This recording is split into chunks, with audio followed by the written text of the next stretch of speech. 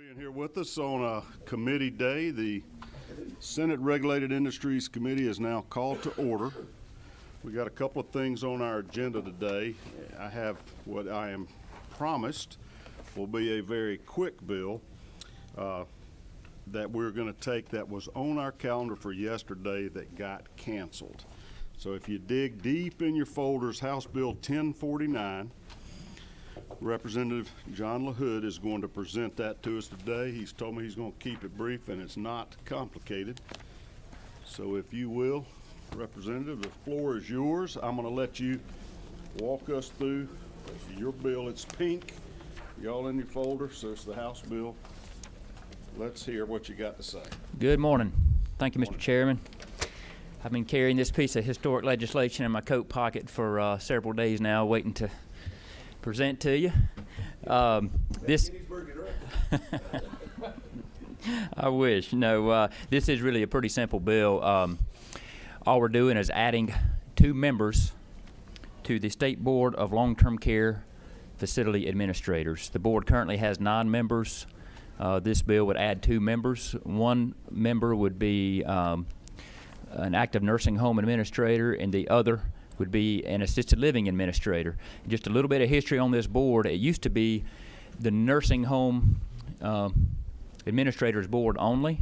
I believe it was 2019 we passed legislation that transformed the assisted living side of long-term care, and for the first time ever required assisted living administrators to be licensed. And so this board now oversees not only nursing home administrators but also assisted living.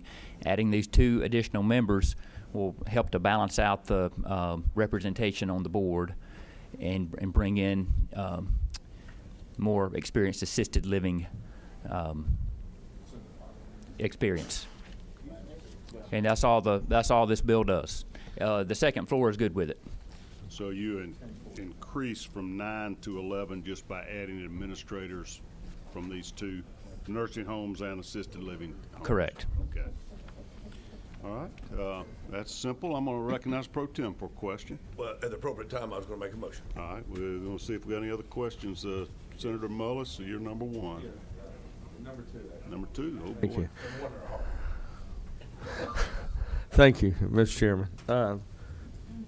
You said something that the second floor was for this. Now, are you talking about the floor, or what were you referring to? Floor to ceiling. Just teasing. No, we've talked to the governor's office about it. Okay. Yeah, Right. and the governor will appoint, the governor has already appointed the 9 existing members, and he will appoint the next 2. Thank this you. bill passes. I was just playing with you. Yeah, thank you. Mr. Chairman. Other questions by any board members? All right. Then I recognize you, Mr. Pro Tem. Move to pass, Mr. Chairman. Second. All right. Second by Senator Kennedy. Any discussion? All right. All in favor, raise your hand. Are there any opposed? All right. Appears to be unanimous. And thank you so much. Thank Do you you. have a sponsor on the Senate side to carry this for you? I do not yet. Okay, you gotta get you one. I will get one. I'm going to be reporting this out probably later today or in the morning. If you would just contact my office, Cindy. I will. And let us know who you would like to assist All right. you on this. I'll try to find out before the end of the day and get with That'd you. be All right. fantastic. Thank you. Thank you so much for being with us. All right. John, how about Senator Hickman? You like him? Yes, we were talking before the meeting, and I'd love for you to carry it if you're willing. All right. He's volunteered to help you. The appropriate response was that he's my favorite horse. I'd bet on you any day. You'll be riding him across the finish line, we hope. All right. All Thank right, you. thank y'all. That'll save you that trouble. Appreciate it. All right, you guys and gals on this committee, you got a gigantic stack. Let me tell you where we are, and what's going on, and what's in your file folder. Cindy, please don't let me say the wrong number on anything. That's your job to watch over my shoulder and make sure we got this right. We had 2 different horse racing bills. One was presented by Senator Beach, and that is SB 30. You should have the original in your folder. There was another one subsequently filed by Senator Mullis, Senate Bill 212. If not identical, very, very similar bills. I was looking over his shoulder and called him. All right. There were some tweaks. The constitutional amendments were certainly different. Senator Beach had SR 53 and Senator Mullis had SR 131. Just a little context, the Georgia Constitution prohibits parimutuel betting, and horse racing is bet through the parimutuel betting system where the bets are all pooled and then divided, and we'll get them to explain how that does. But it's a little bit different than your typical sports betting. It is unconstitutional now. So unless the public agrees to expand and allow this type of betting in the state of Georgia, any enabling legislation would be moot. There are a couple of differences there in the way you guys went about it on your constitutional amendment. This debate's been going on for how long, Senator Beach? 8 years? 6 years? 7? It's been going on for quite some time, and it seems to have been focused in the Senate more so than the House, even though Harry Geisinger was a great horse race advocate in the House, pushed it for many, many years. As far as I know, the House of Representatives has never passed a horse racing bill, Or any. gambling bill. Since Bell Miller. And neither have we. We've given this hearings multiple times, and it has evolved over the years. There, at one point, I think one of the initial versions Senator Beach introduced called for off-track racing, where you could have these simulcast races from around the country and really around the world, similar to New York City has off-track betting parlors. The next version came back and eliminated that and included what I think fairly would be called a version of slot machines called historical racing machines, where they're based on some type of algorithm that calculates whether it's cherries or bells or bars or whistles or whatever that come up on the slot machine based on previous horse races, thousands of them. So you could be Rain Man and know the result of every horse race that ever occurred in the history of mankind, and you still couldn't predict the outcome of these machines. They were totally random. In any event, those were in both of these first two versions of the bill. After some meetings with both Senate leadership and the sponsors of these bills and other advocates of horse racing, the industry has decided or agreed to remove any of these historical racing machines or other slot machine type devices from a racing arena or venue.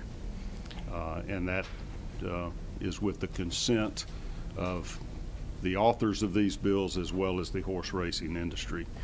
And based on that, I was presented committee subs and then have edited that to perfect it a little bit further as we tend to do in this committee, and am going to allow the presentations of these bills today. You have in your file, and the ones we're going to be working off of, if there's a vote taken, it'll be on these, is SB 212, that's a substitute, LC 36 5235S. Everybody got that? It should be towards the top of your folder or else on it, but you got that. It's 5235S. Cindy, tell me if I'm wrong. Is that the number? Jean Marie? Jean Marie's a little bleary-eyed. She was up ready to meet with me at 6:30 this morning. I didn't quite make my appointment on time, but got there quickly enough to get this done. The pro tem noticed that the paper was still hot as he received his version. It was literally off the copy machine. The constitutional amendment is a committee substitute to SR 131, and it's LC 36 5236S.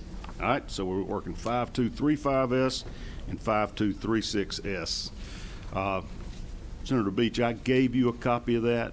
You really haven't fairly had a chance to review my substitute to your substitute. You arrived late, but we'll get one over there to you. I'll give the minority leader copies of these substitutes. Ma'am? That's why, yeah, we were handing them out before the meeting began, and they'll come scoot one around to you. Not criticizing you, I'm glad you're here, but I'm just explaining why You don't have one in your folder. The only changes, Senator Beach, that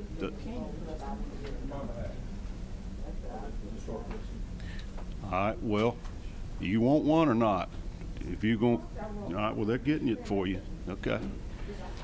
What mainly was done on the substitutes, in addition to yours, was to change the number of facilities, as you and I had discussed. The original, your version had 3 facilities. This allows for up to 5. Yours had geographic limitations. The distances between the facilities, and those have been removed. It's still up to the Horse Racing Commission will make that determination how many licenses to give based on an application being satisfactory. There could be as many as 5 in the states, and they could be at any geographic locations the way this is drawn now. Otherwise, I don't believe we made any significant changes. Keep in that one has to be within 50 miles of No, runway? no geographic limitations at all. Doesn't have to be, can be. Could have 3 of them there if they wanted to. We'll just have to see who wants to do it. All right. So what I want to do is start with allowing you to present. Senator Mullis, you may have comments you want to make now or later. Oh, they're very nice ones, though. Okay, well, that will be appreciated. But if you want to take the podium, Senator Beach, and walk us through this, you got to remember now, this committee has not heard this bill. You've presented several times, but it was in previous iterations of the Senate Regulations Committee. So kind of walk us through with baby steps so we Okay. understand what's involved. Good with it? Well, thank you, Mr. Chairman. I think you've explained it well, and I want to say this, that Chairman Mullis and I have been working closely together to make this happen. As you said, we've worked on this for 7 years. I don't care who the author of the bill is. I just want to pass this bill because I think the equine industry is a $1.2 billion industry that can help create jobs and really help our economy. I'm gonna, all my notes really are with SB 30, but we don't need to go through line by line, but I'll tell you what we're generally doing is we're creating a new chapter 41 within Title 50. And this new chapter has 4 articles. It has Article 1, which is purpose, definitions, and the creation of the Georgia Horse Racing Commission. Article 2 deals with state regulation of equestrian facilities, local referendums on the equestrian facilities, taxation of equestrian facilities. Article 3 deals with criminal penalties for violations of laws governing these facilities. And Article 4 it deals with the interstate compact on licensures. Basically, in Article 1, the main thing to take away from that is the creation of the Georgia Horse Racing Commission. The governor will appoint 5 appointments to staggered terms to serve on that board, and then also they go through the powers and the definitions of what the Horse Racing Commission will do. In Article 2, the major change from Senate Bill 30 is what you just explained. There could be up to 5 licenses instead of 3, and there's no geographical boundaries. Also, it talks about a $500,000 non-refundable fee for a requirement if you want to apply for one of these licenses.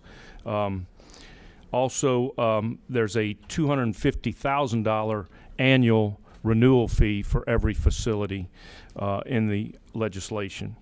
And then it also talks about the tax rate, which is 20%. I don't know if that was changed, Chairman Cowsert, in your sub. I haven't had a chance to look at it, but that was the 20% was the rate that both Senate Bill 212 and Senate Bill 30 had. Also, it talks about no equestrian facility can open in a county unless the county votes to approve it. So it's going to go through a state-wide vote and a county referendum. Also, the legislation provides the exclusive authority to tax and license parimutuel wagering. That's vetted in this article. Article 3 really just talks about what the commission prohibits, deals with penalties and violations if anyone breaks the law. And then finally in Article 4, it just deals with the interstate compact with other states, and the governor appoints one official to represent our state on that compact. And these laws would go in if the voters voted on this in 2023. Let me just tell you real quick, and then I'll wrap up. This industry will will create a $550 million investment with 3 tracks. Now, if we do 5, it'll be even more than that.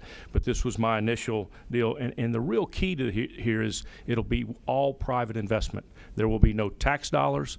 There will be no tax incentives not to build a parking lot or build any facilities. This will all be done with that. We believe we're going to create a new industry, the equine industry, that will bring $1.2 million of economic impact to the state of Georgia, and it will particularly help rural Georgia with horse farms, hay farms, and so on. We think that it'll create thousands of new jobs. The other thing you had in your packet last time, I don't know if it's in your packet, there was a letter from the Breeders' Cup saying that we will receive a Breeders' Cup if we build a track.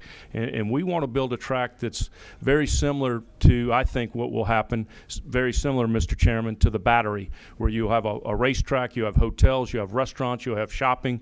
You will have a destination to go to a racetrack, and it'll be a Keeneland-type facility, which is really the Augusta National of horse racing up in Kentucky. I know some of y'all have been there. There'll be no off-track betting, like you said, and no slots or table games. 90% of the revenue will come from other states. And I just, again, I want to emphasize why this racetrack is necessary to create an industry in Georgia. From the pari-mutuel wagers placed at the track, our state will fund and be set aside to create a robust Georgia Horse Breeders Fund, the fund. And it'll help really attract horse breeding. You can do breeding here, but you really need the track to really do first class and have first class horses bred here in our state. While an equine industry has existed in Georgia for many years, currently there's no real incentive for owners and breeders to actually breed their racehorses in our state. And I just think millions of dollars are leaving our state on an annual basis. And I want to just give you one quick example. I know a gentleman in Cobb County who owns a dozen horses. He keeps them down in Ocala, Florida. He told me that he spends at least $25,000, a minimum of $25,000 a month just on veterinarian bills. We should be keeping that money here. We should be promoting veterinarians out of our UGA veterinarian school to be here to have jobs.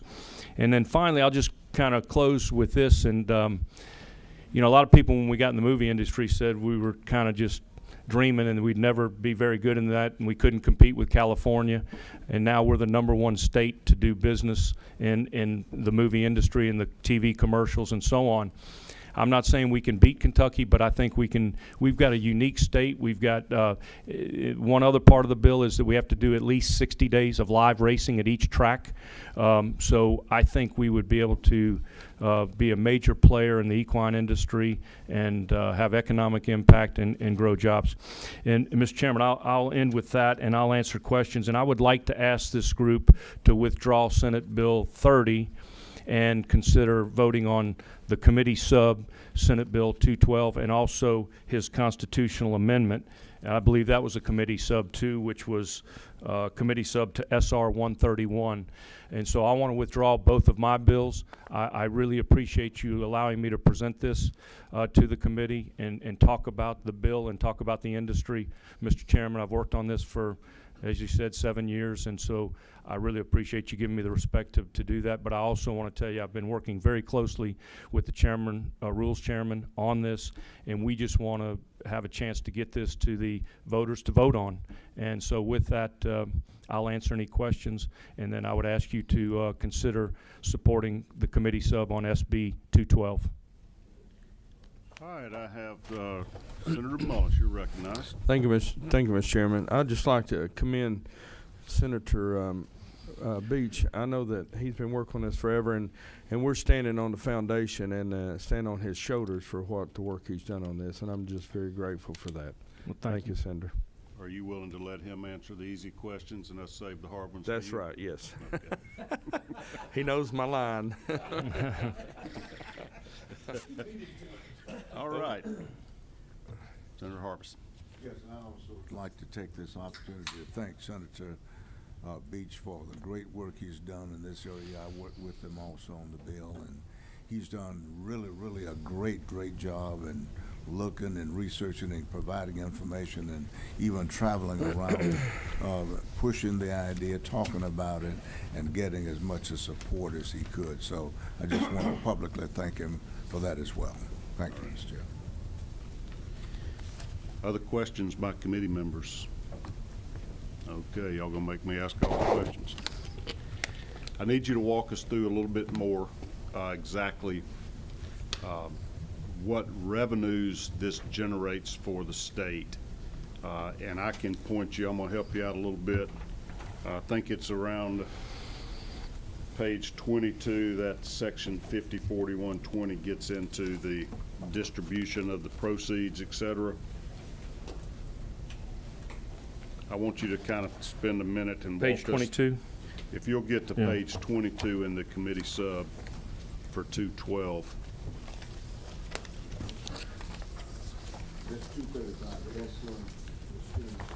Yes, sir, Senator. We're working off of LC 365235S. Y'all got that? Good. Well, you'd have 5% of the purses, 5% for purses that are conducted for the live racing that day. 3.5% for commissions to be used to fund education, healthcare needs and rural development in Georgia. 0.5 for breeders awards, 0.5 for treatment of problem parimutuel wagering, and 0.1% for UGA veterinarian medicine to promote the growth of the equine industry. And then 0.2 for horse racing retirement. That was something that was brought up, 2 years ago about what do we do with these horses and how are they treated after they have finished their career. Okay. So help me figure out how much of this the state of Georgia will receive out of the amounts bet. Walk us through the terminology, the handle, the pool, how do you calculate these bets? Well, on the handle, to your point, this is not sports betting. This is a pool of wagering, and then you have odds, and then the pool is distributed on the odds, and that's the handle. And then the track will keep 5% and for the race. And so I would say this, that there'll be a 20% tax for the state. I don't know the exact numbers, but I think we will have anywhere from $750 million to $1 billion in revenue from the 20%. Also, you've got to think about the economic impact of just the horse farms, the hay farms, the veterinarians, the breeding, and the jobs created. That's where you look at the $1.2 billion economic impact. And then if we are able to get a Breeders' Cup, they say that's a week-long event that would bring in $100 million in revenue for hotels and restaurants. It's like a Super Bowl event if we're able to get the Breeders' Cup. And if we build a track like Keeneland, I am quite sure with our international airport we will get a Breeders' Cup. They would love to be in Atlanta. All right, yes, absolutely. I'm going to recognize Senator Miller for a question. Thank you, Mr. Chairman. Thank you for your work on this, and thank you for the number of people who have worked on it over the years. You mentioned there's no tax incentives, and I'm looking for that in the bill. Is that in the bill that there's no tax incentives and wouldn't be any asked for in the future? I see it silent on that. It was in my bill. I think it's in SB, this committee sub. Just got this up. Okay, Yeah. But okay. I can assure you that I've talked to everybody in this industry, and they are not expecting any tax incentives. It'll all be private investment, and they want it to be private investment. Okay. They don't want to be involved in any government help at all. Okay. And the prospect. I mean, I love the prospect of that Breeders' Cup. That Breeders' Cup commitment, is that a contractual commitment, or is that a conversational commitment, or Well, who have we talked to, and what level of commitment do we have? I've got a letter right here, Mr. Pro Tem, from. Let me see the letter. Is that it? Yeah, it's from. So Bo's going to answer the easy question. It's Craig Fravel He's president and CEO of the Breeders' Cup. This was dated January 10th, 2019. It was a letter to Mr. Dean Reeves, who is president of the Georgia Horse Racing Coalition. He also owns horses and is very involved in the horse racing business. And he said, you know, as you know, the Breeders' Cup World Championship is the premier season-ending championship event through thoroughbred racing with purses and awards over $30 million. And it just says we would love to have the event in Atlanta if y'all are successful in going forward with your legislation. Okay. And there was a copy, I believe, put in y'all's deal, but it was from the president and CEO of the Breeders' Cup. Okay. And I think they do that, Mr. Pro Tem, they do that on a rotating basis, so it would be something that we'd maybe be able to get every 4th year or 5th year. Okay. Thank you. All right, so explain to us what is the takeout? Like there's a pool of bets. Everybody at the racetrack and people around the country betting on simulcast throw their money in a big pot. And then based on how many people betted on which horse, they determine the odds. Correct. And there's a portion of that that's removed for the tracks to use, right? That's the 5%, yes. That's the takeout. Yes. All right, so 95% of the money bet goes back to the bettors? Well, minus the 20% for the state. Okay. I'm trying to do the math in my head, and it's starting at line 545. It says 5% of the pool is used for the prizes. I guess whoever, you know, the horses win the race, their purses. Chairman Felser, I believe Yeah. 20% had to do with the 20% was just on the historic race machines. This is the state tax takeout, which is 3.5%.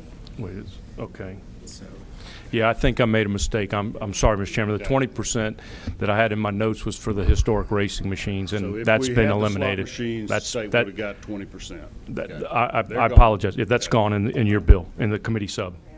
Okay. With So your my notes were consent. on the Okay. old bill. the current state takeout is 3.5%. So what I'm seeing is, out of the pools, it looks like 5%'s going for the purses, whatever horses get paid for winning or coming in second or third. And then in line 546, it says 3.5%. Yeah, 3.5% to the state. 3.5 of, I don't comprehend 3.5 of one, is that 0.75, or does this mean 3.5%? It's Goes to the, Kentucky was 1.5%, right? And I think we're 3.5, correct? Yes. yeah, go ahead, Mr. Moore. You. Mr. Chairman, Bo Moore with Connect South here on behalf of Georgia Racing Entertainment. So you take the handle, and based on Kentucky and other tracks, about 80% of that goes back to whoever's betting on it, whether it's there or simulcasted. And then you take whatever's left. It can be between 80 and 80% of the pool. Then you take that and start doing this math. Right. After what's left over, and then whatever's That's called the handle? Yes. That's the amount that doesn't get paid out into bets. No, the handle is the whole total whole amount pool. bet. Total amount, about 80, based on what goes on in Kentucky. I just checked on this number. About 80% of the total pool goes back to the people in the parimutuel pool, whether you're doing it at the track. Most of it, as Senator Beach says, goes to other places betting on that race. Okay. And as you read this bill, would the state of Georgia then get 3.5% of the entire handle? No, you get 3.5% of what of the 20% that's left on Okay. top of that. And is that 20% what's called the takeout? Yes. Okay.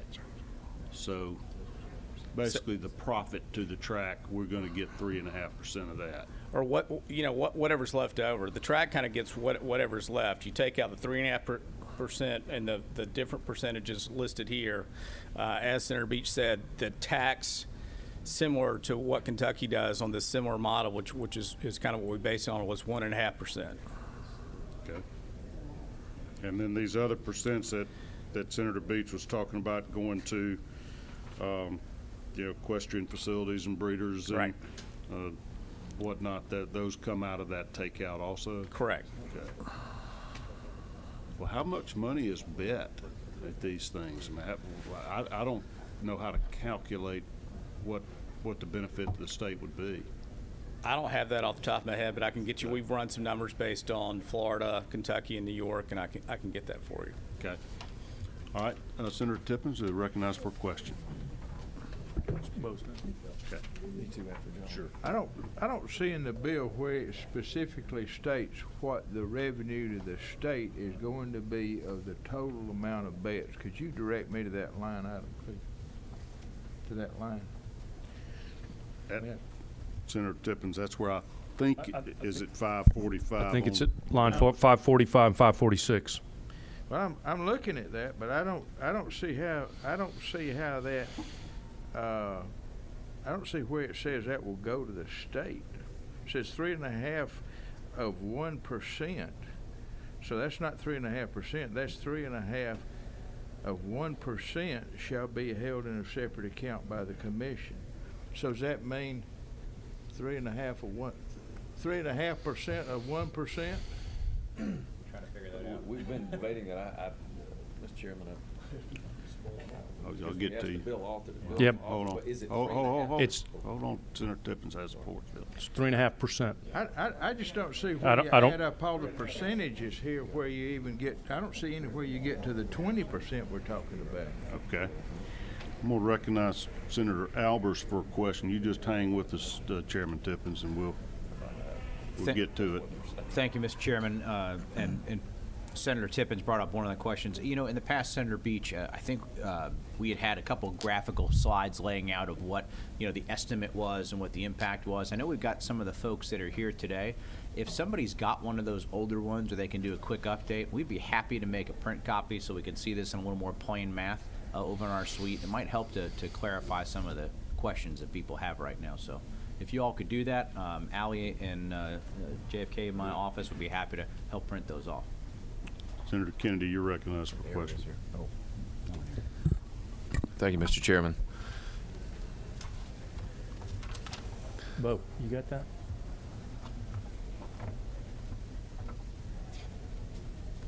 Go ahead. I'm Okay. sorry. That's okay, Senator Beach.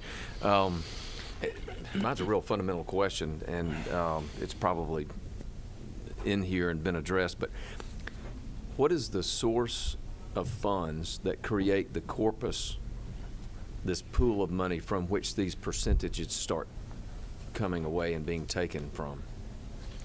Is it the net profits? Is it the pool of all money bet on a particular race? That's what, when we talk about X percent of the revenue, what comprises that revenue figure that is used in this mathematical model? It's from the pool of the handle, and then the 80% goes to the folks that win in the, that have bet on the horses, and then the other 20%, and all those percentages go to us, Okay, so to the it's- commission. So if you had a particular horse race number one on that day, if there were $1,000 in total bets, that is the gross amount of bets for that race of all the horses that ran that race, that's the number that we're talking about? That's where the money comes from, yes. Okay, and then the percentages that we're further discussing that Senator Right. Tippins and Senator Albers were asking about is off of that Yes. pool or that corpus? Okay, thank you. You want to say anything? All right, back to you, Senator Tippins' first question. Okay. All right, let's say $1,000 of bets are made in a day. Of that $1,000, how much of it's going to be in the state coffers at the end of the day? It's going to be the percentages that are in lines How much- what's 545 through 563. What's the total percentage of the $1,000 that's going to be in the coffers at the end of the day?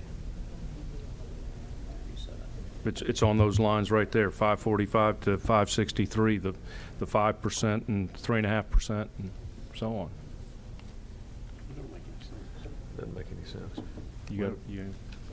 Is it 3.5% of the total bet, or is it 3.5% of 1%? That's not clear on line 546. I'm not trying to be hard to Right. get along with, but it's not, the language is not clear. Just so everybody knows that committee didn't make any changes to this language. This was in your original Okay. bill.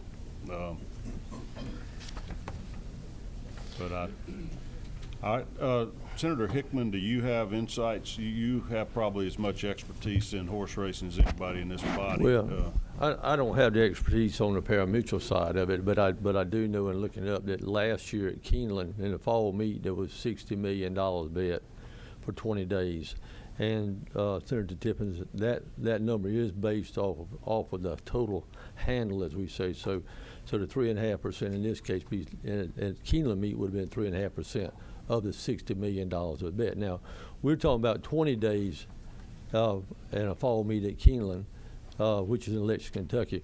And I think in this particular horse racing thing, we're talking about 180 days. So I think all of us in here are very capable of doing that type of math. It's tremendous. And it is based upon, Senator Tippins, is based upon the total amount that is bet in the pool for that particular day. And like I said, Keeneland was averaging $3 million a day. All right, so when you're saying 3 million, are you talking about the entire amount bet, the pool of bets, or the takeout after paying the bettors their winnings and the purses to the horses? No, I'm talking about the total pool. All right, so in Kentucky, you'd say it would be 3.5% of that 30 It'd be million or whatever? That's my understanding based upon Okay. what I've seen. Yeah. And would that work the same on simulcast bets, where you're betting on horses in New York or, some other state? Excuse me, sir. That number that I pulled up did include the simulcast bets and include the on the track bets. Okay. So it was the total pool for the day. You go at about any of those tracks you can look at on a daily basis. You can tell it something tells you how much was bet, and that's on track betting and simulcast betting. Some days are obviously higher than others. Breeders' Cup data that y'all were talking about probably could very well be in the neighborhood of a couple $100 million bet. Okay. So the state of Georgia then, if this means 3.5% instead of 3.5 of 1%, I don't know what that would be. Would be several $1 million a day. It very well could be. Okay. All right.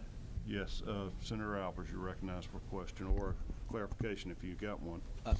Well, maybe a little bit of both. This would go to both Senator Beach and Senator Hickman. So if I'm reading this right, if it's 3.5% as the Chairman Cowsert meant, if they did $1 million that day in the track, $35,000 would go to the state coffers. Is that accurate? Yes, sir, that would be my understanding. Okay, thank you. Mr. Chairman, I would say Senator Mulcher. that if this committee, I mean, we're here to perfect the bill, as we do under your leadership. So, if you're willing and others willing to change that, I'm sure that we'll be agreeable for that. Well, I'm thinking that at least on line 546, it needs a little Enhancement. to just take out that of 1%. If the intent is 3.5%. That's what it needs to Of be. this- You're right, Yeah. Mr. Chairman. That should be clarified. So, Mr. Chairman, I would say let it be written. Are you writing this down? I am Let it be done. making notes Okay. for the Mullis amendment if we Sure. get to that point. If To you're clarify agreeable, that yes, it sir. will be 3.5% of the parimutuel betting pool, which my understanding is every dollar bet, not the handle or the takeout or whatever the other terms are. Is that the intent? Senator Albers, you're still recognized. Thank you, Mr. Chairman. So a follow-up for that, just curious, do we know what other states are doing right now as far as their percentages? Kentucky? Kentucky's 1.5%. 1.5, okay. Do we know about New York or Delaware? I do not know about New York or Delaware. We just kind of looked at Kentucky. I will tell you this, Senator Albers. I would like to share this information with you. If you look at just the equine industry in Ocala, Florida, just Ocala, these are some figures I pulled up. Ocala, the equine industry in Ocala is a $2.7 billion economic impact in Ocala. 1 in 4 horses in Florida is a thoroughbred. The direct thoroughbred industry impact in Ocala is $1.5 billion, with the total impact is 2.7 billion. The racing sector continues to have the largest economic impact with 1.16 billion direct impact. And to your point on that chart we just passed out, the total thoroughbred employment effect is more than 25,000 jobs. So I know we're looking at the 3.5%. That's important, but the real big picture is the equine industry and what you're creating in the rural parts of our state and the different ways to create jobs through, again, as I said, veterinarians and so on.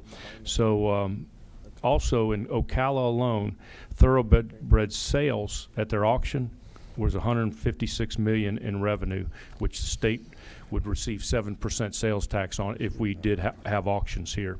And I do believe that's something we didn't even talk about. But with the international airport we have, I believe we could have auctions like Keeneland and make great sales tax revenue on the sale of those thoroughbreds when they have the auctions. And those are $1 million a horse, some of those horses sell for. That'd just beat the regular state sales tax rate? That would be regular sales tax rate. Okay. Senator Rhett, you've been raising your hand here for a little bit. You're recognized for a question. Thank you, Mr. Chairman. Just a friendly suggestion. We're asking questions. This isn't comments and discussion. We got off on that the other day and we went 2 hours on a meeting. You got a question for the person at the podium? Yes, okay. That's your time to ask right now.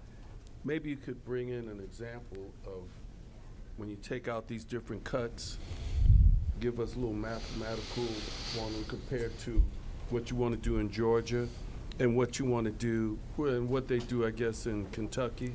Because it would help a lot, because I see you have different cuts here for a certain percent for the veterinary medicine school, the Breeders' Cup, Don Corleone. You know, right. I want to know. That would help a lot. If you Okay. give people something concrete. We can do that. Thank you.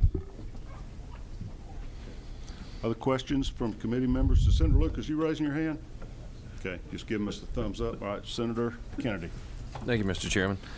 So, Senator Beach, I want to make sure I understand the numbers sort of from a bigger picture.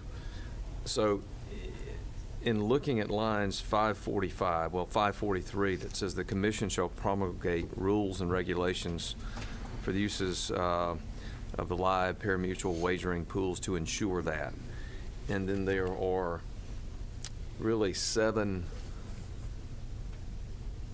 metrics or 7 percentages that come out of what you described earlier was the pool, okay? Correct. So we've got the 5% that's used for purses, right? Correct. And then looking at the next ones, you've got 3.5%. 3.5%. That would go to the state, is that Right. right?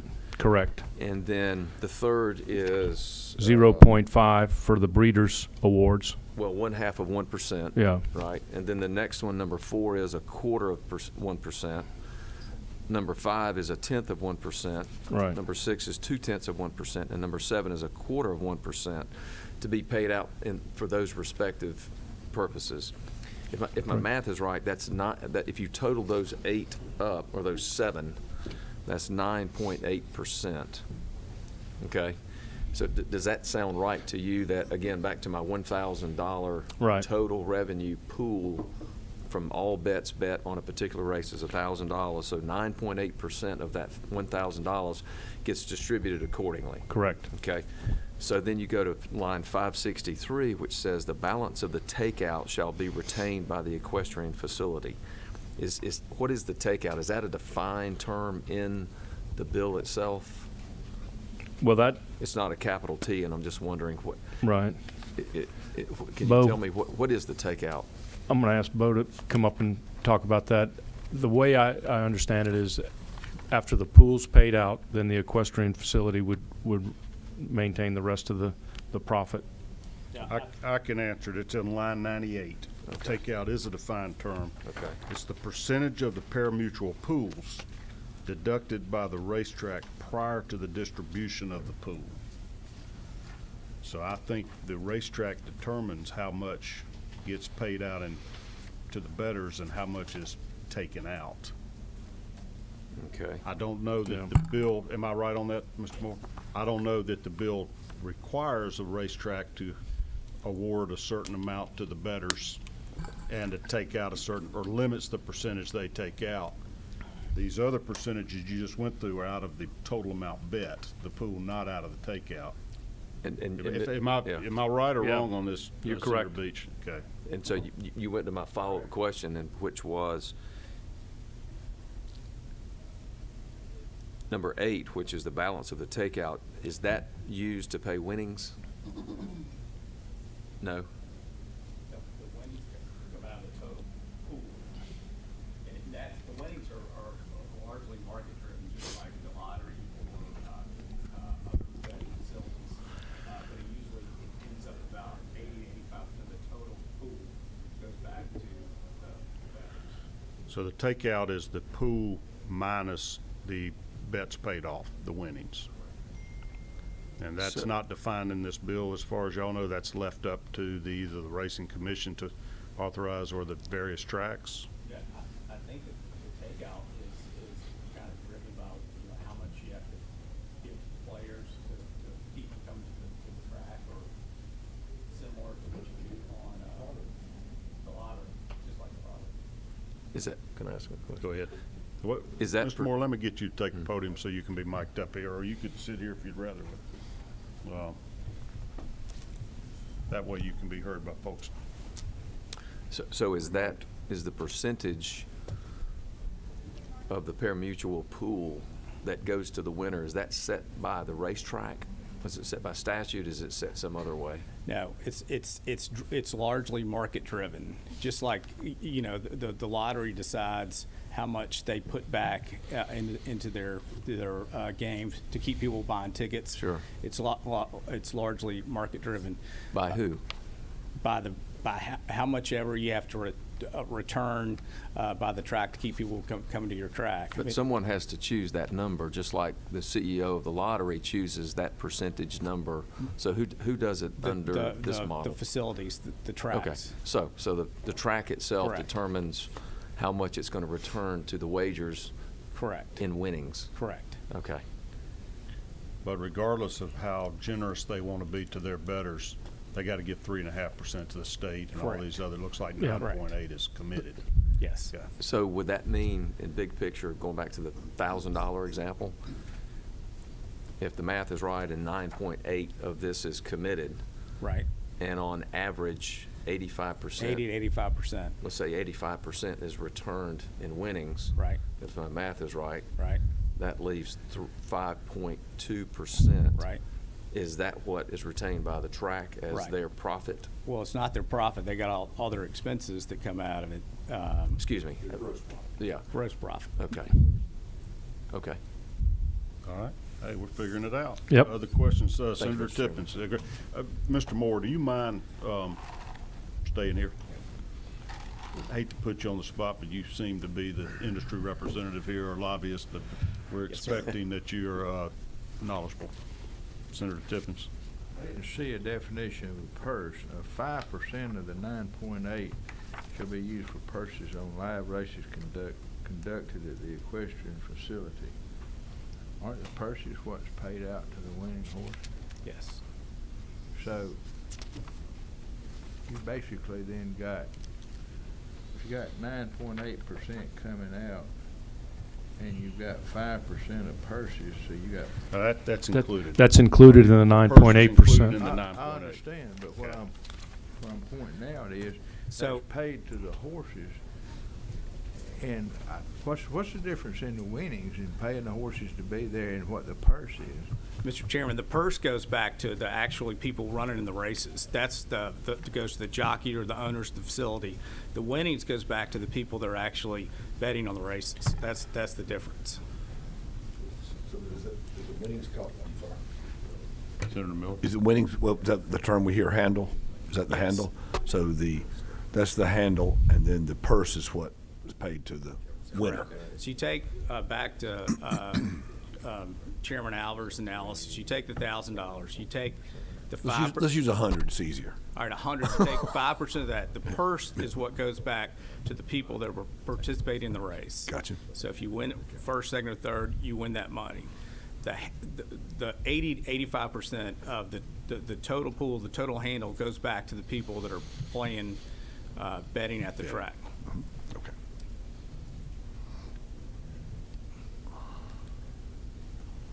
So the purse and the winnings are two different things, Chairman Tippins. Okay. So it sounds like the purse goes to the participants in the race, the horses or their owners that entered into the race. Correct. And the winnings you're talking about are the bettors who Correct. win or lose their individual bets on On the somebody pool, on the else's pool of horse. betting, on the pool. Yes, sir, Mr. Chairman. And it sounds like then there may be another 5% or 10% that the track keeps as its gross profit. Right. And then they deduct from that all their expenditures, whatever it takes to maintain and Right. keep up a track. Yes, sir. Okay. All right. And the purses will get bigger if we have a great breeding program.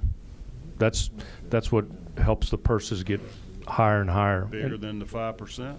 Well, the Or you just purses, mean more money's in the pot, so 5%. well, you get better is a horses bigger and amount. people come, and then the pool will get bigger also.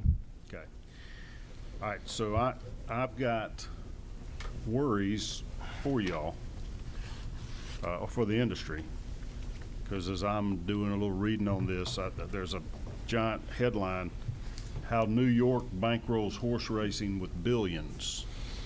Makes it sound like New York, I think, owns, the state owns some of those tracks. Does the state own Saratoga and Aqueduct and Belmont or whatever else they got up there? NYRA, the National New York Racing Association. Okay. They own the As tracks. I'm reading your bill, there is no cash contribution from the state of Georgia. We're not helping fund any facilities or giving any subsidies or tax breaks or anything. Just like we are not helping Atlanta Motor Speedway with their speedway. That's privately owned by Bruton Smith, and if he loses a race, then so be it. But it's a private entity, and that's what this will be private investment, no state investment. We will not own the track and not give any incentives. Okay. It'll all be private. Senator Mullis. Mr. Chairman, I think this is a private enterprise scenario. You know, we're not giving any money for the incentive or whatever for horse racing. And if people decide to build a horse track, I'm sure they're doing their due diligence to make sure they can make a profit. Or so I don't think it's our place to worry if they're going to make it or not. I think it's their place to worry if they're going to make it or not. Provided we're not allowing any incentives for it, and we're not. So anyway. Okay. Private enterprise. All right, other questions for Senator Beach? All right, then I will let you sit down, and we'll Well- recognize another couple of folks who want to be heard, but don't leave us, because we may have Well, again, more Mr. questions. Chairman, thank you for allowing me to present, and I do withdraw Senate Bill 30 All right. and acquiesce and would ask for your support of Committee Sub 212 with the change to 3.5%. Okay. On line 545, I believe it is. Thank you. All right. Senator Hickman, did you want to be heard? I do, I signed up. All right. Well, now's your chance. If you want to go to the podium to speak, or you could speak at this witness chair if you prefer. Okay. And Mr. Chairman, I would like to say that my expert witness today is Senator Hickman. And again, I'm here for any of the tough questions, but he'll handle all the easy stuff, okay? And again, thank you, Senator Beach. Thank y'all for giving us opportunity, giving me the opportunity to be here today and do this. I think that one thing that we need to, I really appreciate and respect the getting down into numbers of this, but I think what we need to be thinking about is the big economic impact of this situation. I mean, we're talking about an industry that's going to be a $1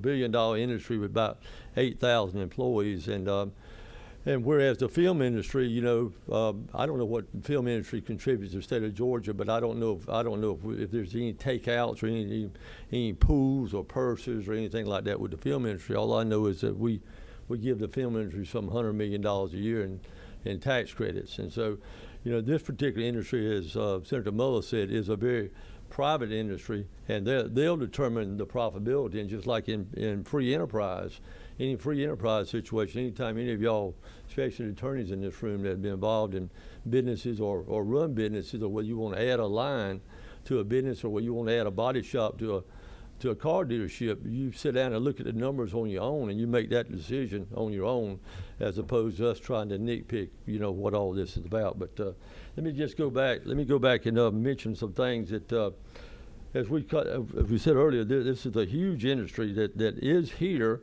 but not really in the level that it could very well be. The people that own horses or race horses in the state of Georgia now, for the most part, I talked to Dean Reeves last night, bought a big farm in Ocala, Florida, and that might be what Senator Beach was referring to. We all breed our horses outside of Georgia. We breed in Florida and in Kentucky and in different states. But let me just put it in perspective to you. We talked a little bit about this before. Florida right now, the thoroughbred industry in Florida is 23,000 jobs. Economic impact is $2.7 billion. Kentucky is 22,000 jobs. Economic impact is $3 billion. Now, Kentucky has 4.5 million people. We have 10.7 million people. We have twice as many people. So if you would think about it, we very well could at some point, Senator County, it could be twice as big as what Kentucky is right now. Huge. We're talking about 8,500 jobs according to Georgia Southern University Economic Impact Study. And I think, that the ones that was here and heard that day was very impressed by the professionalism in that economic impact study and what it meant. Well, 8,500 jobs is more than Georgia Power has in the state of Georgia, more than Kennesaw State has, more than Chick-fil-A has, more than Synovus has, more than Lockheed Martin. So we're talking about a real industry that can be a huge impact to the agricultural side of our country. And we know how important agriculture is to our state, and we know how important it is for our people to be able to make money in agriculture and have jobs. And the majority of these jobs will be agriculture jobs. One thing I know that Senator Cowser brought up last time was about the licensing of these people. Anybody that walks on this track and works behind what we call on the backside is licensed. They're licensed, fingerprint license, and they're also background checks. So I just want to give you that little bit about that background on that. We are talking about in this particular bill, we're talking about 3 tracks. And I know that Senator Calder is proposing 5, and so we're okay with that. But the 3 tracks we're proposing to have a total investment of $550 million. One of them would have to be a minimum of $250 million. The other 2 would have to be a minimum of $150 million each. No tax breaks on these tracks. They'll pay full property taxes. They'll pay full sales taxes. No state investment is going to be involved, and no subsidies. We're not talking about any type of tax credits or anything on this. Create a great new industry, mostly agriculture jobs, as I said. Senator Beach mentioned about the letter from Breeders' Cup. I've already personally bought my Breeders' Cup tickets for Keeneland in November of this year. Going up there, $90 million, and I think that letter was probably 2 or 3 years old now, so that's probably to $125 million. Big additional benefit to our tourism industry. We know how important tourism is to the state of Georgia. This is another caveat to the tourism industry. It will create another unique event, space to enable year-round events. As we stated earlier, no off-track betting, no slots machines, no table machines. And 90% of the revenue will come from either out of state or out of the country. One of the reasons that the airport situation is so important in this situation is those of you that know something about the industry maybe realize a lot of these horses are flown around the world. They come in from, they not only come from California, well, sometimes California is around the world, but I thought I'd get a laugh out of that. I didn't get anything out of it. Not unusual horses come from England, from Japan, from Thailand, from Korea, from so forth and so on. And so the international airport is very, very important for that to be here. From the parimutuel wagers placed at a racetrack in the state, Funds will be set aside to create a robust Georgia Horse Breeders Fund, as Senator Beach said. Proceeds will be paid out to the owners and breeders who breed, raise, foal, and sell horses in their state. The numbers that Senator Beach threw out on Ocala, Florida, is just a small portion of the sales that happens in Kentucky.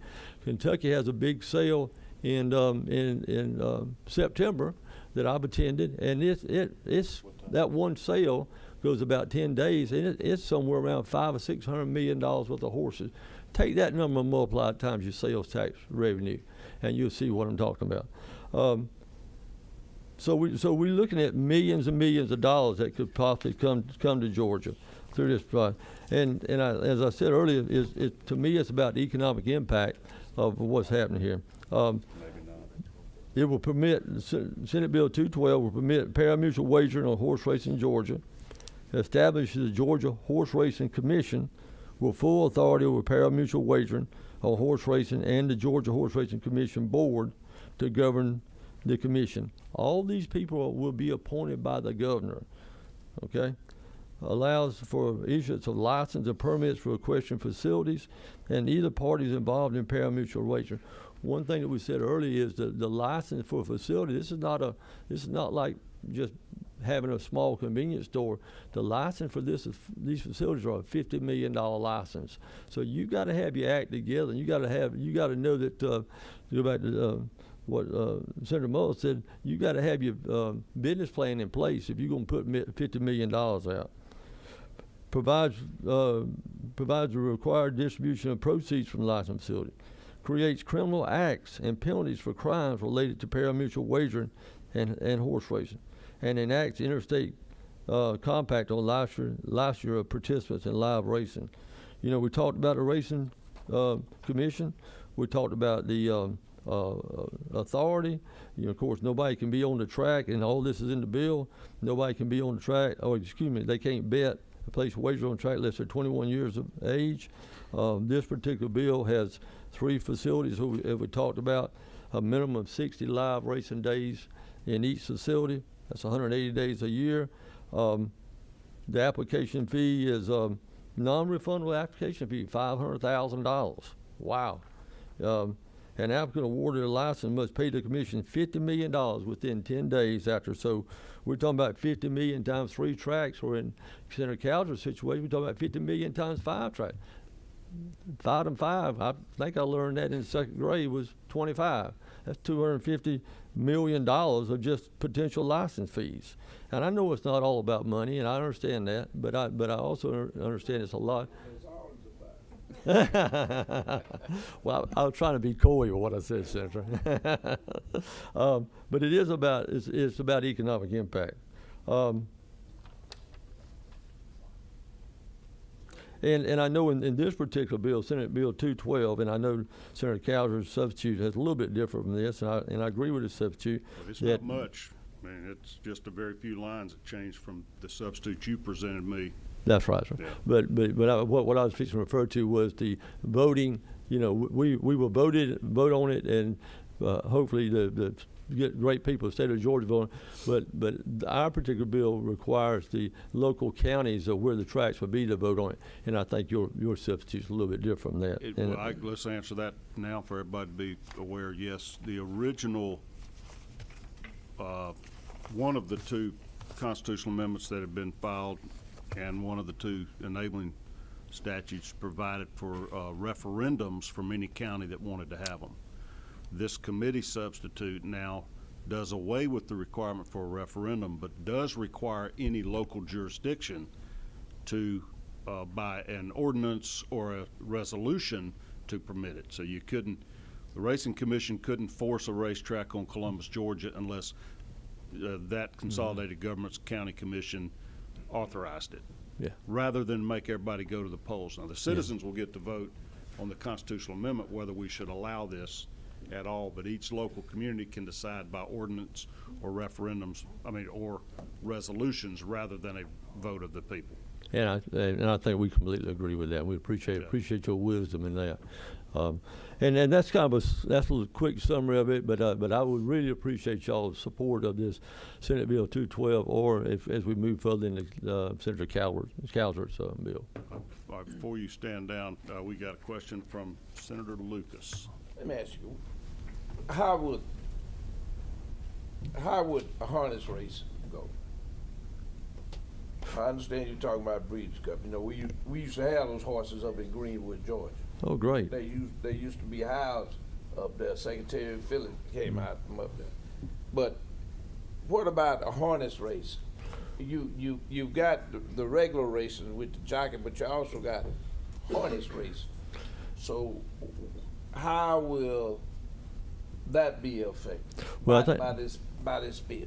Well, Senator, that's a great question, and the way I would answer that is on the board of the authority and board of commission is a board position specifically for the harness racing people, and so I would look for that board to decide those dates and all. But there is, in the wisdom of Senator Mullis on this bill, there is a position that would be for a harness racing person.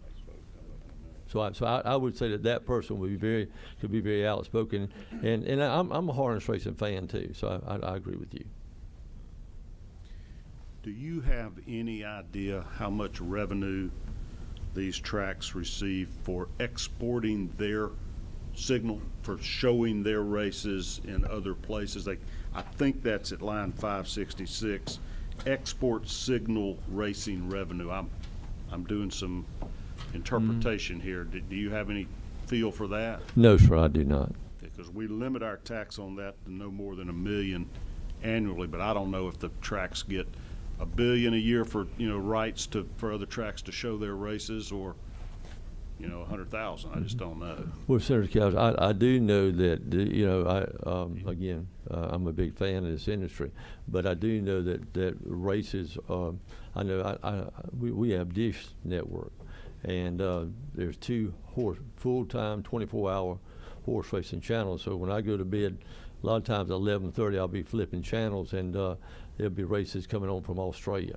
So in Georgia, we cannot bet on those because Georgia is not a pari-mutuel state, but other states can bet. So not only will we be getting a live feed from Australia, but Australia also gets our live feed over there. So to go back to what Senator Beach said, and I think you and I had this discussion too, is the success of this track and the amount of money and the growing of this industry is going to be based upon how well the purses are doing, and the larger the purses, the better named jockeys will be here, the better named owners will be here, and the better named trainers will be here. But this live feed in Georgia will go throughout the whole world.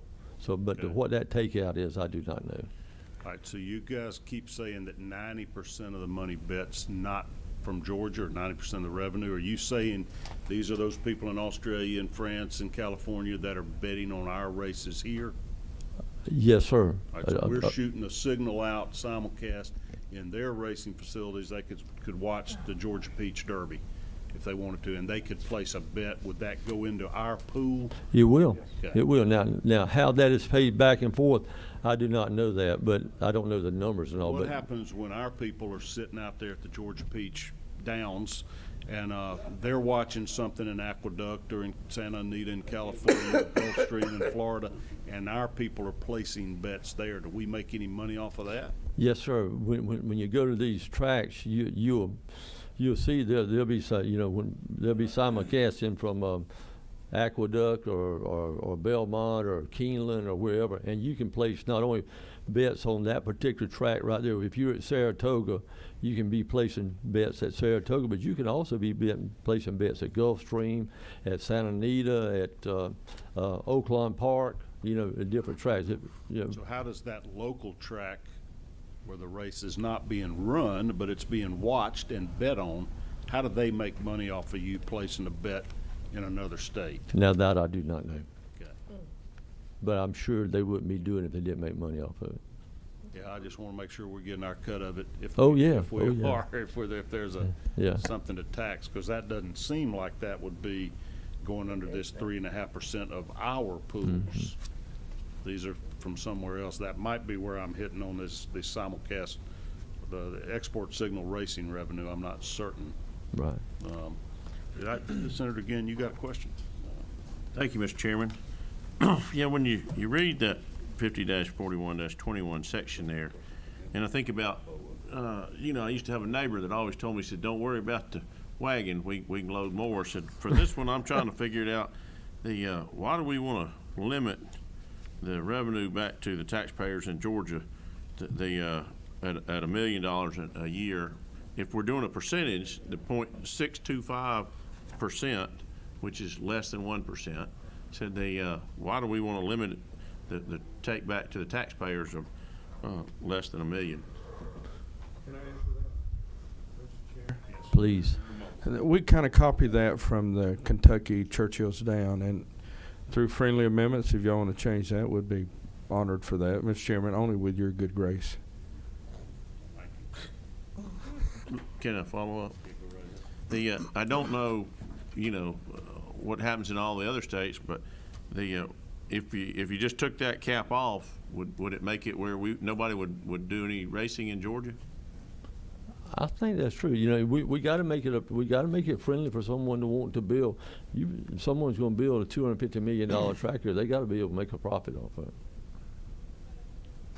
I don't know if I understand why. Okay, if I looked at other states, I'd like some more data that I could see. Okay, are they capping out at $1 million in the first day? Or are they doing that in a week? Or are they doing that halfway through the year? What's the amount generated from that percentage? Right, I understand.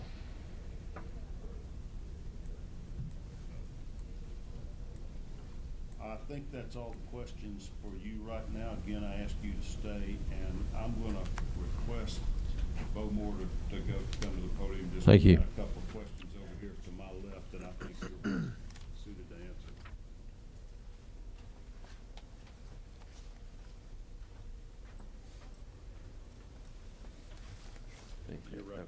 Thank you, Mr. Chairman. Bo, just a couple of questions between you or the author of the bill. But first question is, so how is this commission is being created, right? Mm-hmm. How is the commission funded? The commission is, the way I understand it, will be self-funded by the I don't know the section, the new sub. The annual $250,000 licensing will help fund the commission.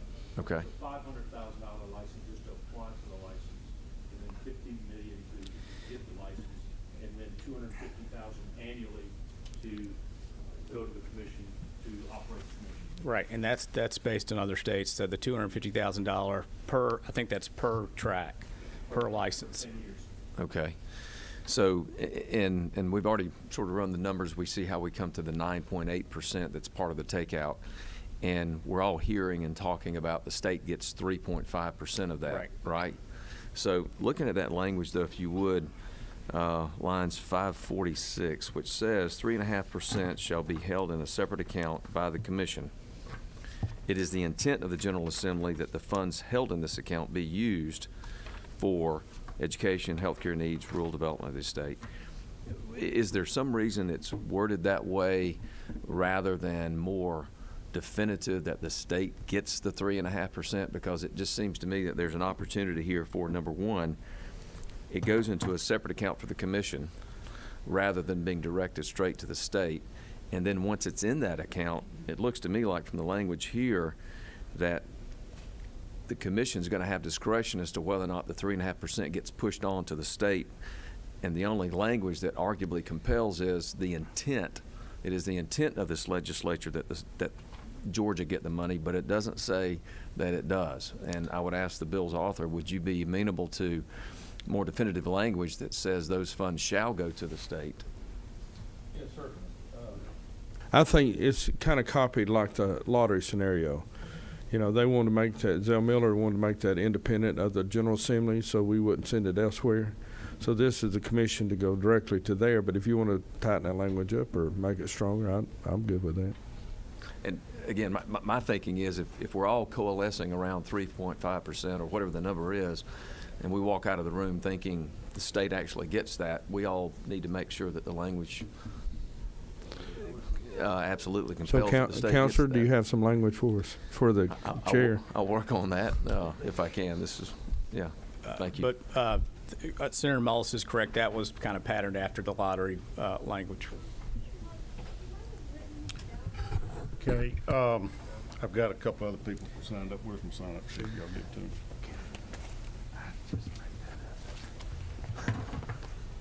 And it was. Mike Griffin. That was good. Mike Griffin's here.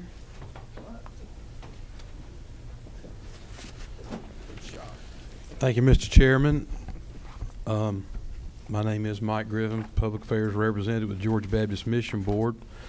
Remind you again, since 1963, Georgia Baptists, who represent over 1 million citizens, over 3,000 churches, have voted resolutions opposing gambling expansion in our state. And as you know, according to the state constitution, this is gambling, and that's why you're going to have to do it this way. And as I might say, this is not my first rodeo. Of course, it would be my first horse race. But anyway, I go back 8-9 years ago testifying on this. And it all started out just the way you're talking about it now. We just want to race horses on the track. That's all we're going to do, pari-mutuel betting. And it was always said, you know, in essence, we're not going to end up having racinos, no slots, no board machines, blah, blah, blah. And have you ever heard the saying, if anything sounds too good to be true? Probably not. This is not going to be what you're saying, I don't believe. And that I'm in my 60s. I pastored over 35 years, been here 15 years. And I can just tell you, the horse's nose is going to get under the tent here. And it's going to move forward because 40 tracks have closed since 2000, 3 during the pandemic only, and including the Kentucky Derby cannot make it without machines. So I just want you to know that it's great, but it's not happening. And if you're still going to allow anything to go on your cell phone, while you may not have off-track betting sites in other places, I don't know if you're going to allow betting on a screen of something going on in Australia, or if this is going to legalize pari-mutuel wagering across the board, you know, on the internet and things like that. But let's just say you're going to stay on the horse track.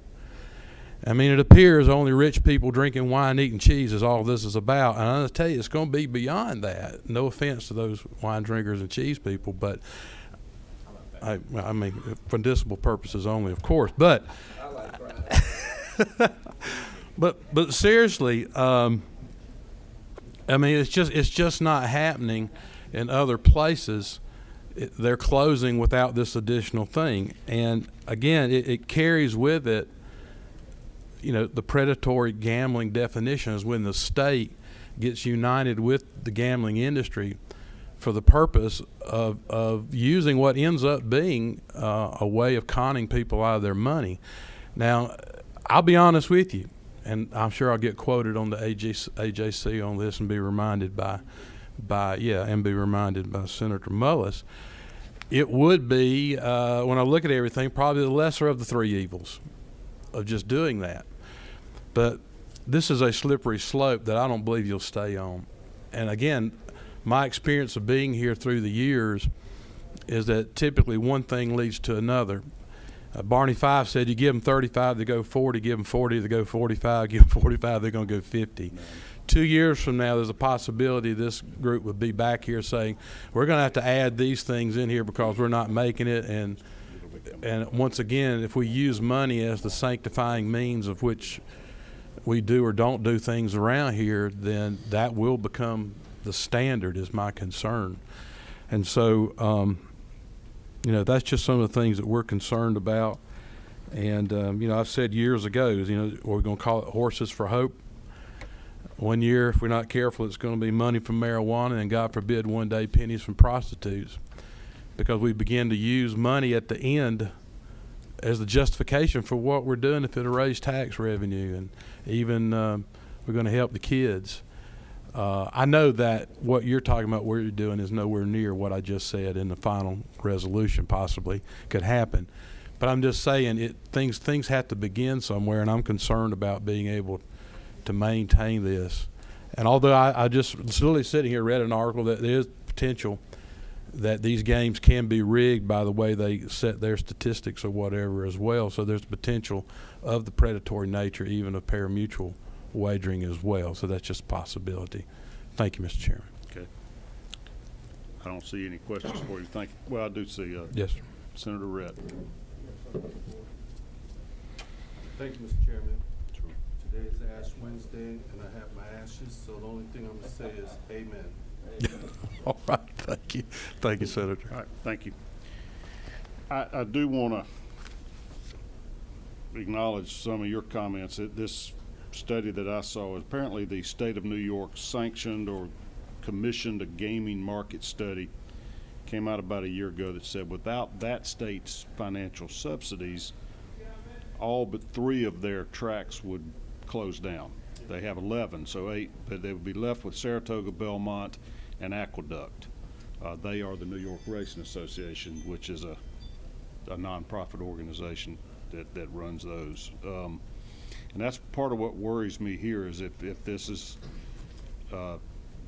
if it's not possible for it to succeed without additional gaming revenue, because this bill limits it strictly to the racing there on site. It does allow. One other thing. I heard a lot of staggering statistics that were tremendous, but I wonder if these other tracks that we're using by comparison were only tracks that only had on-track racing and not these other amenities that they've had to have. So I mean, that'd be interesting, just as an economic question to answer, how much of it came from pure on-track betting on that site. I think we need to talk briefly about the constitutional amendment. You're going to have that in your folder. We reviewed that as the committee substitute to Senate Resolution 131 that was introduced by Senator Mullis. It's LC 365236S. I can present that one. All right, go right ahead. Thank you. Senate Resolution 131. Now, I don't have substitutes, so you'll have to correct me on those Send things. that around to him. Cindy, he should have one of those. I'm probably doing my folder, but I'm not looking at it. Anyway, this proposes an amendment to the Georgia Constitution authorizing the state to provide for the operation and regulation of parimutuel betting for horse racing. And it could be horse racing with buggies.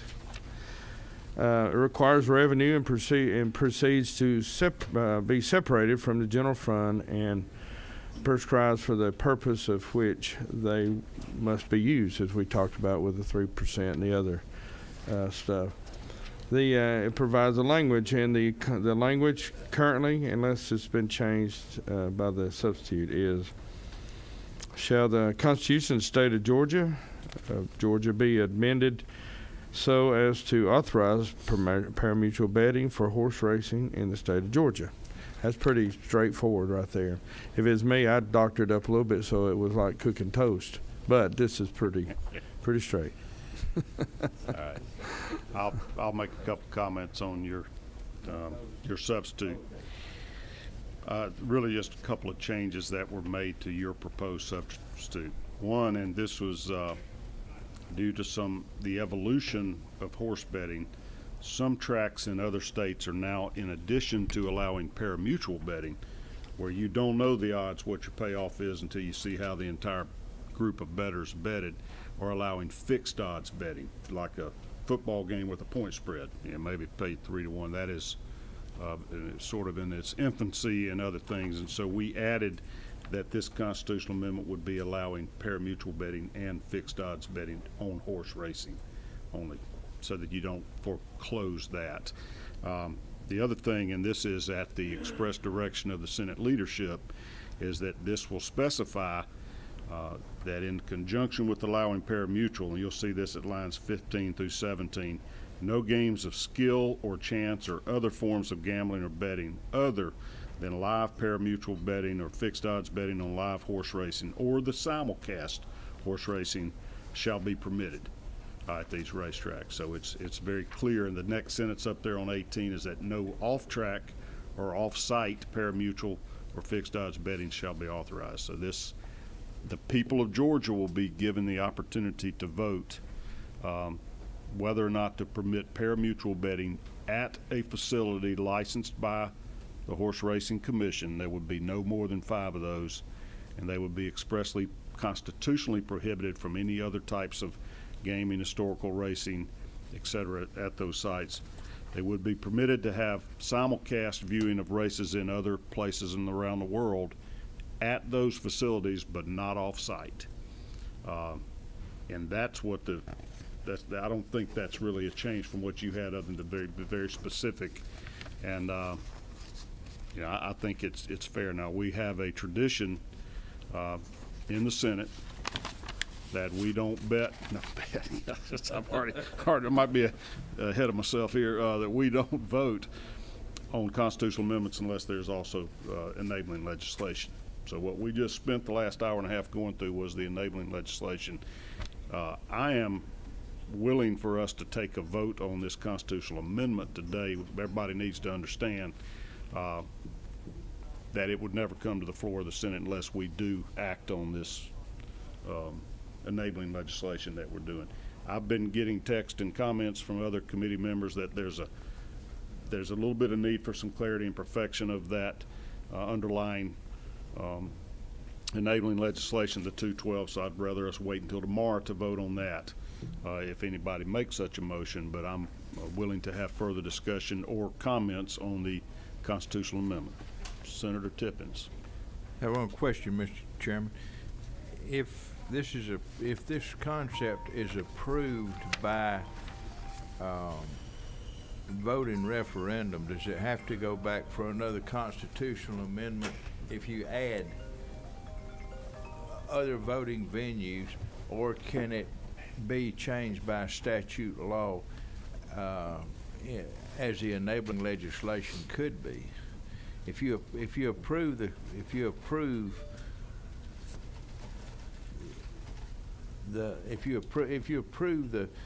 enabling legislation and basically the referendum approves the concept, do you have to go back to the voters in a referendum statewide to change that structure, or can it be changed by?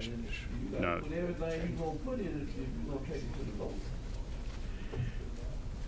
If you're asking about the number of tracks, what I'm asking about, let's say the referendum is approved by the voters and the enabling legislation is passed.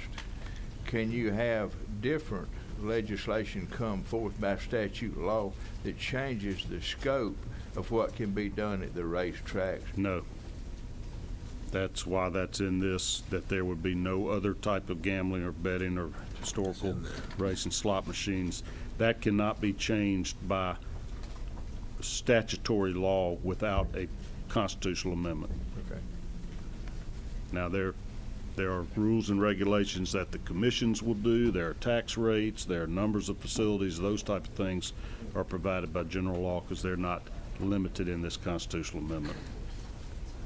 Thank you. All right. Other questions or comments? Senator Lucas.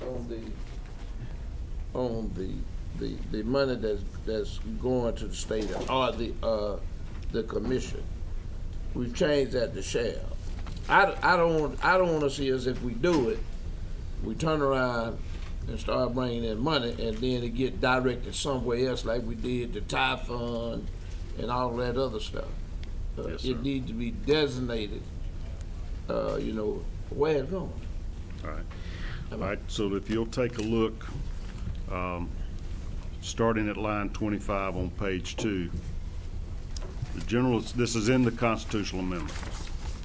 General Assembly shall provide by law that the revenues and proceeds derived from the licensing, regulation, and taxation of parimutuel or fixed odds betting on horse racing at licensed racetracks and betting facilities shall be used for the payment of the operating expenses of the regulatory body, as Senator Beach pointed out, the commission, and for programs for prevention and treatment of compulsive and addictive betting and gambling, for education, healthcare, rural development programs, including but not limited to providing broadband and other communications technologies in rural areas of this state. So it gives you those Give us a purposes. treat. It says they're going to be separately accounted for, kept separate, and specifically identified by the governor in his or her annual budget to which of those variety of needs they could go to. We're going to call them a budget category called horse betting proceeds, horse race betting proceeds. The governor will make recommendations as to which of that laundry list they would be spent for, and the General Assembly shall appropriate the revenues and proceeds by separate category for those purposes that are authorized in this constitutional amendment. So they don't just go to the general budget. They're in a separate trust fund, so to speak, that'll be line item dedicated to those purposes. It doesn't give them specific percentages like the sports betting constitutional amendment that we passed last year that's still sitting in the House. Mr. Chairman, may I ask you a question? Yes, sir. The House is working on something now, and I don't know what it is because nobody is really doing any talking. I would assume it's probably going to come out after we qualify next week. But when we get it, will we basically stick to our guns on the specificity of where these monies go? For instance, I look at parimutuel what everybody doing.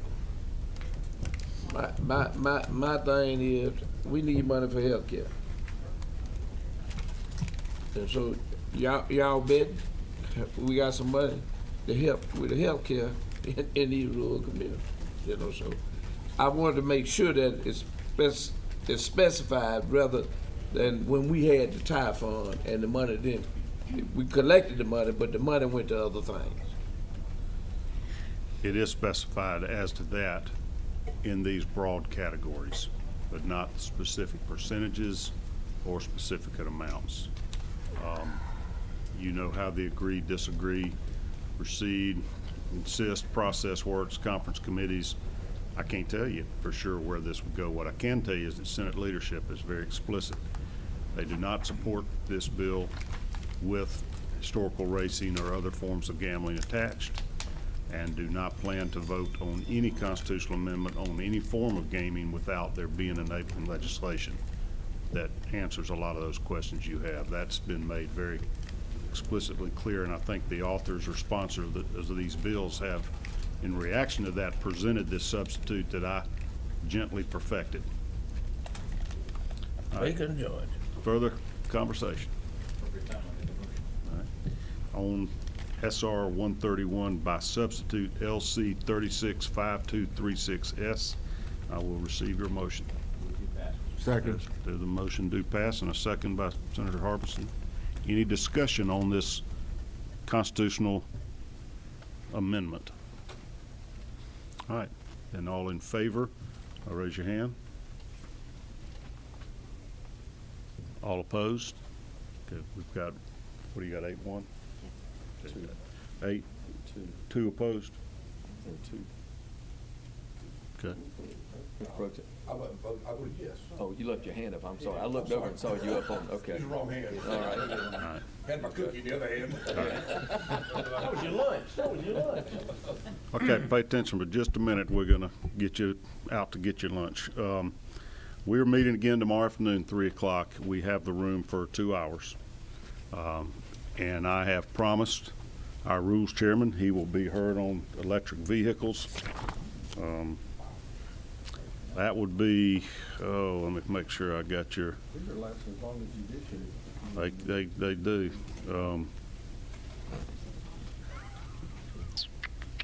Senate Bill 492, your bill's gonna be heard tomorrow afternoon. I plan to bring back Senate Bill, what's our number here, 212, by committee substitute that's going to include your removal of the cap on the simulcast revenues, unless you want to lobby me to change that percentage. If that's mimicking other states that have this, then I don't know that there's a reason to change that, but I'm receptive.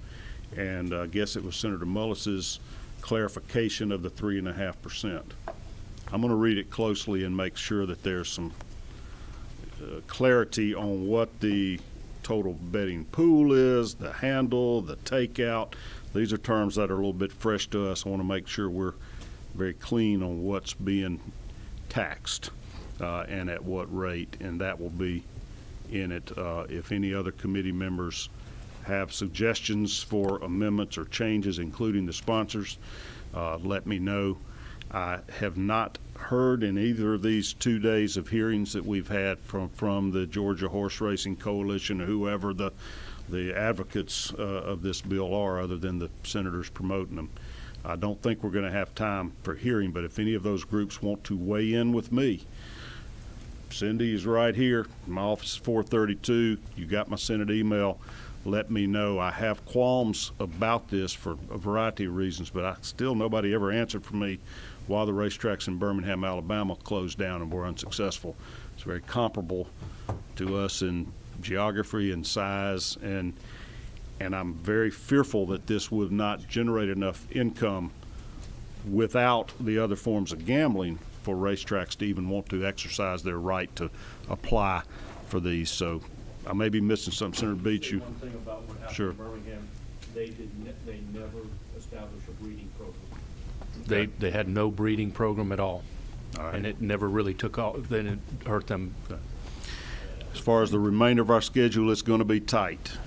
We have really only 3 meetings left before bills have to be reported out of committee in order to be heard on the Senate floor before crossover day. That's why we're going to probably act on this one tomorrow.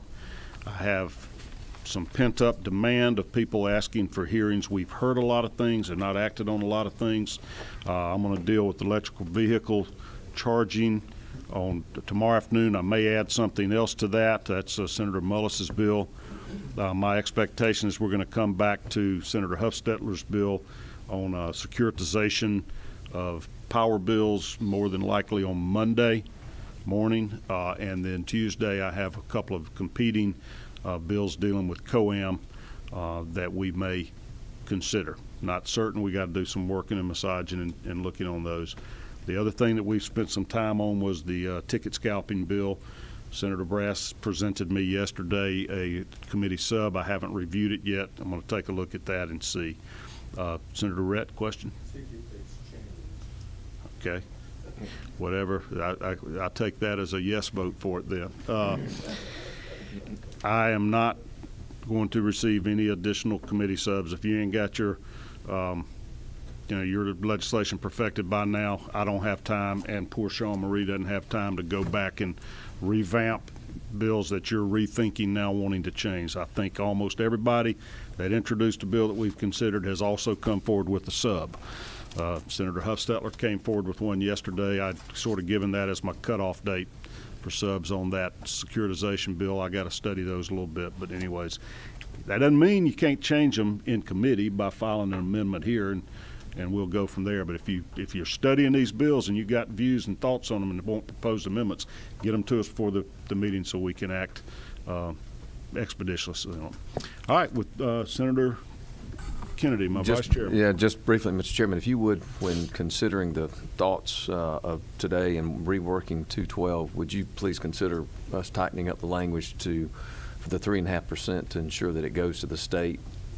Absolutely. I think you listed 2 things that you were going to change. If you would, and I'm happy I've got some ideas about some language. Make a note of that. I think we're back there at line 546 to make certain we get rid of the 1/2 of 1%, but also let's make clear that this goes to the state. Maybe we called it that trust fund. Okay, good point. All right, with that, we're adjourned. Thank everybody for being present today.